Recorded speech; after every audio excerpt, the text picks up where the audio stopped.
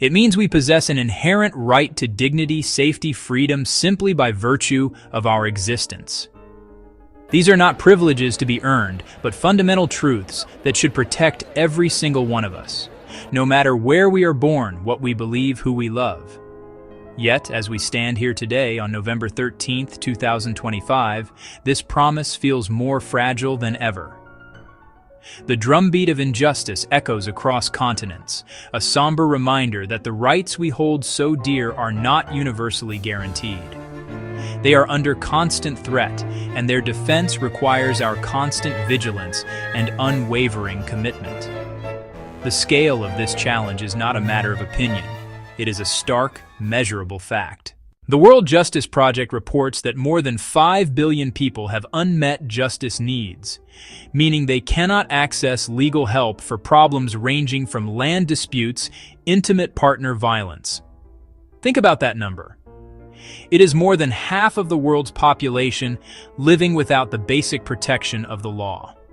This essay is not meant to be a lament, but a roadmap. It promises a clear story to ground us in the human reality of this crisis, and it will lay out 3 concrete, achievable actions we can all champion to fortify the rules that safeguard us all. The fight for human rights is not a distant, abstract battle waged by diplomats in quiet rooms. It is a deeply personal struggle that touches the core of our shared humanity. It is about ensuring a young girl can go to school without fear, that a journalist can report the truth without facing persecution, and that a family can access clean water and health care without being turned away. Before we can strengthen something, we must first understand what it is. So, what exactly are these human rights frameworks we speak of? Imagine them as a blueprint for a safe and just society. They are the intricate and interconnected web of rules, laws, institutions, systems designed specifically to protect the fundamental dignity and freedom of every individual. At the international level, this blueprint includes the Universal Declaration of Human Rights and various United Nations treaties. These treaties are powerful promises to protect rights like free expression, the right to a fair trial, and access to education and health care. These international promises are only as strong as their national foundations. Diagram: how international treaties connect to national laws, courts, and local community support centers. The framework extends into a country's constitution, its laws, and its judicial system. It includes national statutes outlawing discrimination, the courts that provide a fair hearing, and police forces tasked with protecting citizens, not harming them. The blueprint is not just paper and ink. It is also made up of living, breathing institutions. Independent national human rights commissions, non-governmental organizations advocating for the vulnerable, and local community centers, providing direct legal aid and support to those in need. When this entire system works in harmony, it is a beautiful and powerful thing. A person who has been wronged can find a clear path to justice. They can point to a specific law that protects them, find a lawyer to help them navigate the system, and trust that a judge will rule fairly based on the evidence. The framework acts as a shield, deflecting the blows of injustice and abuse of power. Unfortunately, in too many places, this blueprint is ignored, or the structure is built with faulty materials. Frameworks fail when laws have loopholes that allow for discrimination, or when they are written in such complicated language that ordinary people cannot understand their own rights. They crumble when the courts are not independent, when police are corrupt, or when leaders simply decide to ignore their own country's legal and international obligations. The framework becomes a hollow promise, a beautifully drawn plan for a house that was never built. To truly grasp why these frameworks matter, we must move beyond abstract concepts and see the world through the eyes of someone whose life depends on them. Let me tell you about a young woman named Lena. She lived in a small, rural town, far from the capital city where laws are made and debated. Her family worked the land, earning just enough to get by, but they had very little in savings. The village was picturesque, but it lacked the basic infrastructure that many of us take for granted. There was no local health clinic, One day, Lena fell seriously ill with a respiratory infection that required urgent medical attention.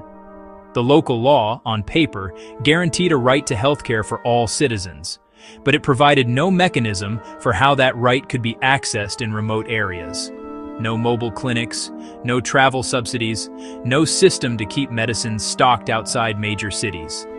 The human rights framework that was supposed to protect Lena had a gaping hole in it, a blind spot for people living in poverty and in rural communities. Feeling desperate, Lena's father tried to file a complaint with the local authorities, asking for assistance. He was met with indifference and bureaucracy.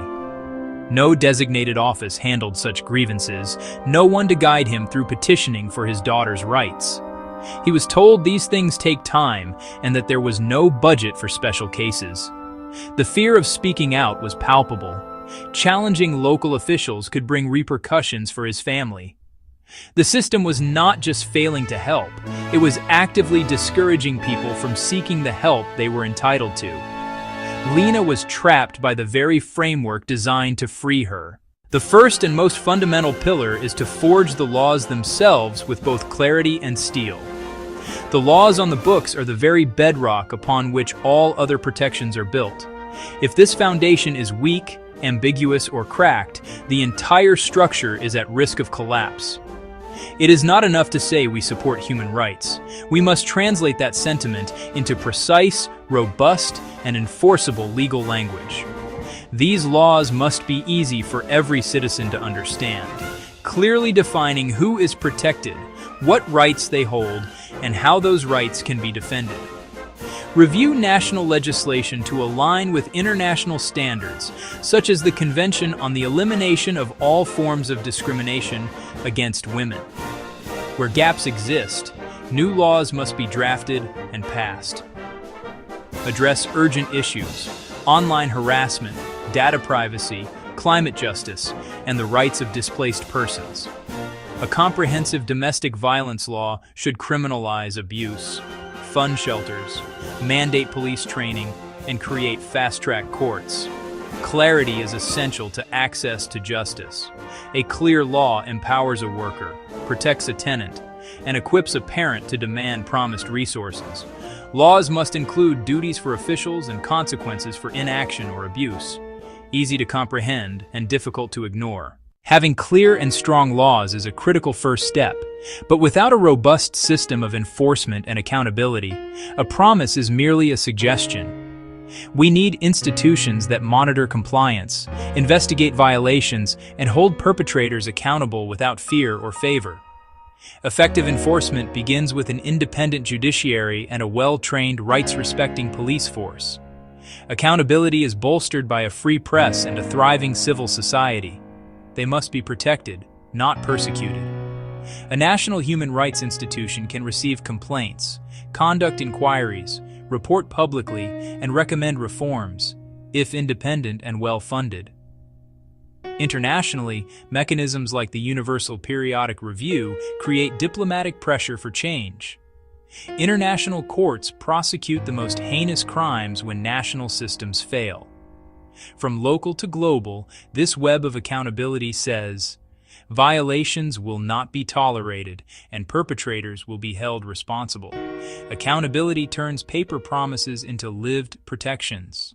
The third pillar is widespread access and awareness, because a right is not a right if people do not know or cannot defend it. Public campaigns through radio, television, and social media must use simple, accessible language. Education is the first line of defense and should begin early, teaching equality, respect, and inherent worth. Workshops can empower villages to understand rights to land, water, and participation. Tear down access barriers with free or low-cost legal aid, mobile clinics, local help desks, and confidential hotlines. Prioritize those facing the highest barriers. Translate materials, ensure accessible formats, and build culturally sensitive, trusted outreach. By spreading the word and opening every door to justice, we activate people power and strengthen the entire framework. Awareness plus access makes rights resilient, responsive, and real. In an interconnected world, no nation can safeguard human rights in isolation. Pandemics, climate change, economic crises, and mass displacement ignore borders and demand coordinated responses. Strengthening national frameworks is linked to robust international cooperation. Sharing what works saves time and resources. A country can share legislative texts, training manuals, and data with those just starting that journey. Richer nations should support others through financial aid, technical expertise, and capacity building. From independent judiciaries to fair elections, cooperation can seed durable institutions. When governments abuse their own people, international mechanisms investigate, document, seek justice, and apply pressure, even sanctions or humanitarian interventions. Partnerships must respect local context, working with civil society, community leaders, and governments to uphold universal principles locally. Securing freedom is a team sport. No nation can win it alone. While institutions hold formal power, the true engine of progress is people. History shows determined civic action can bend the arc toward justice. In our connected age, the actions of individuals, multiplied by millions, become unstoppable. Students use social media to organize peaceful protests and capture global attention. Local groups document harms and lobby for stronger regulations. Grassroots organizations fill gaps and advocate for reform. Stay informed, share knowledge, sign petitions, donate, and choose ethical supply chains. Volunteer, demonstrate peacefully, and, most importantly, vote to hold leaders accountable. The power is in our hands. We must choose to use it. We have journeyed through the architecture of freedom, from the abstract blueprint of international treaties to the deeply personal story of Lena, whose life hung in the balance of a failing system. The path forward is built on three solid pillars: forging laws with clarity and steel, maintaining an unblinking eye of accountability, and throwing open the doors to justice through education and access. We cannot do this alone. It takes international cooperation and relentless civic action. For leaders, act now. Review and align national laws with universal human rights standards. Create and fund truly independent bodies to monitor and hold power to account. Invest in the infrastructure of justice, the clinics, the health centers, the schools that teach equality. For citizens, educate yourself and others. Raise your voice against injustice, online, in your community, and at the ballot box. My world shattered that night. Someone broke into my home, the one place I thought was safe. They took things, yes, but they took more than that. They stole my peace of mind. Every creak of the floorboards makes me jump. I look at my neighbors and wonder if I can trust them. I feel a deep ache in my chest. Anger, fear. The police came, they wrote a report, charges, court dates. But no one asked me what I needed. No one asked how to make the fear stop. I need to understand why this happened to me. I need to know if the person who did this sees the damage they caused. Do they know I lie awake at night? Do they know I am afraid in my own house? I need them to hear my voice. I need them to see my face. I need them to understand the harm they created. Punishment alone feels empty. It will not give me back my sense of safety. It will not answer the questions that haunt my quiet moments. I need something more. I need a way to heal from this wound, not just a way to punish the person who inflicted it. I hope to put the pieces of my life back together. I hope to feel safe again in my own home. I want to believe people can change, that harm can be repaired. Maybe if the person who did this could hear my story, something would shift. Maybe if they had to face the real-life consequences of their actions, not just a judge in a robe, they would understand. I am not looking for revenge. I am looking for repair. I am searching for a path that leads away from this constant fear and toward a place of healing and restored trust. This desire for something more than punishment is where restorative justice begins. It starts with the voice of the person who was harmed. It listens to their needs for safety, for truth, and for repair. It recognizes that when a wrong is done, it creates obligations, unpacking the core ideas. Restorative justice is a different way of thinking about crime and conflict. The usual justice system asks 3 questions.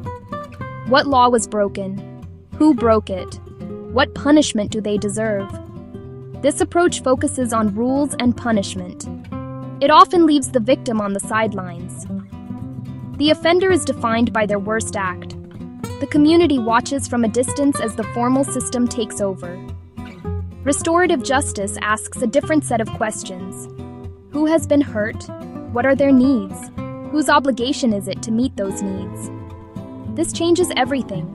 The focus shifts from broken laws to harmed people and broken relationships. The goal isn't just punishment. It's repairing the harm as much as possible. Healing for the victim. Accountability for the offender, peace for the community.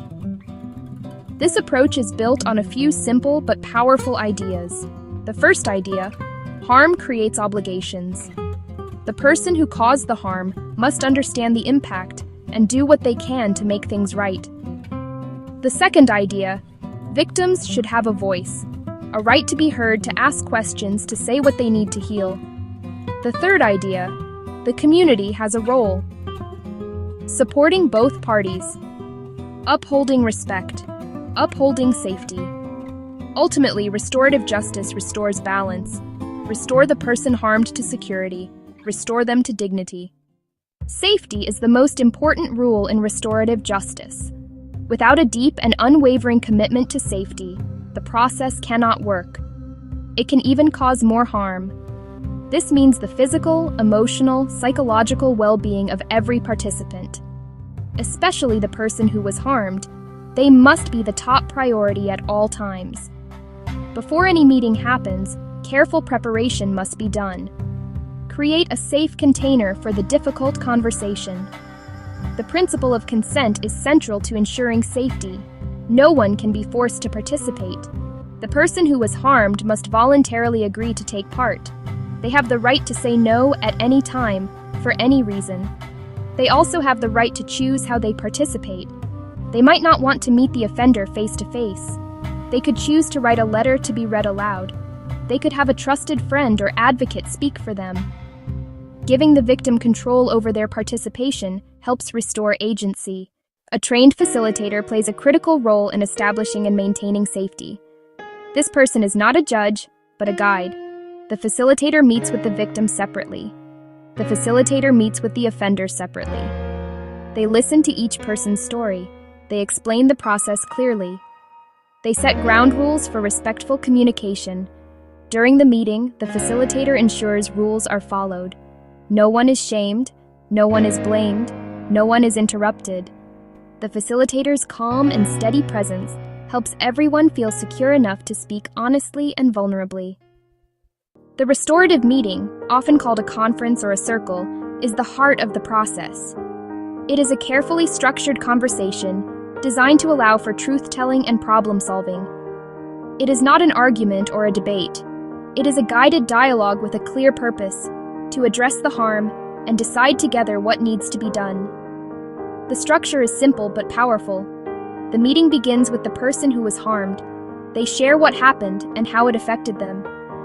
Next, the person who caused the harm responds, acknowledges, and accepts responsibility.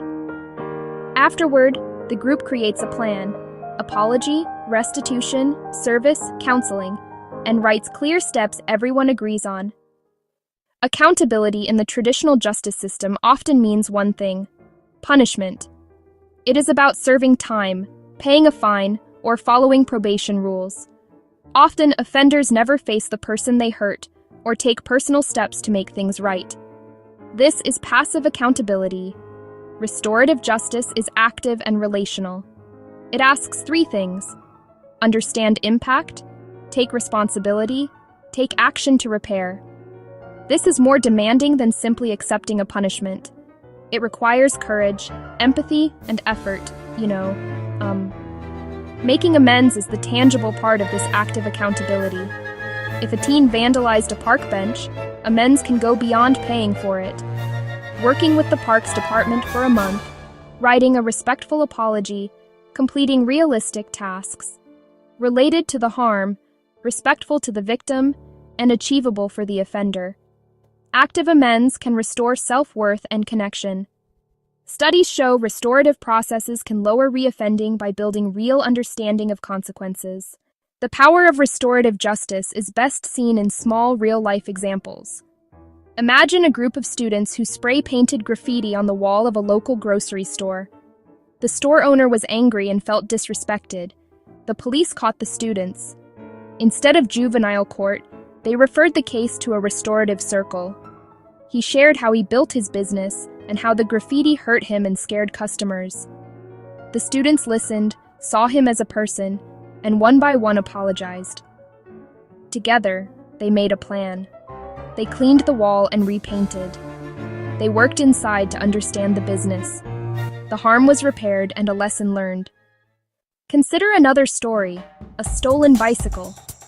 A young woman's only transportation to work was taken. She was devastated. The thief, a teenager from the neighborhood, was caught. In the conference, she described the impact. She had to spend on bus fare and was late to work twice. She felt violated and insecure. He had never thought about these consequences. He stole to help with family bills, not an excuse, but context. He agreed to work part-time at a community center to earn money to pay her back. The director offered the job on the spot. She got her money back, the teen got a job and a mentor, and the community turned harm into an opportunity for growth and connection. Restorative justice is powerful, but it is not a magic solution for every situation.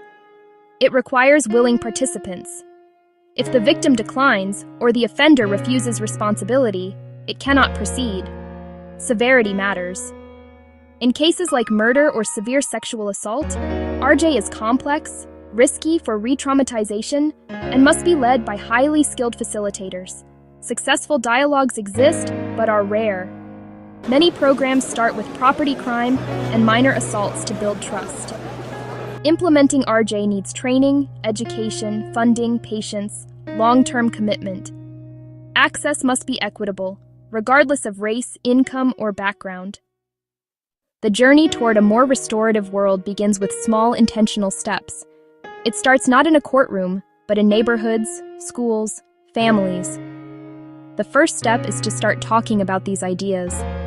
Ask leaders what they're doing to address conflict in ways that repair harm.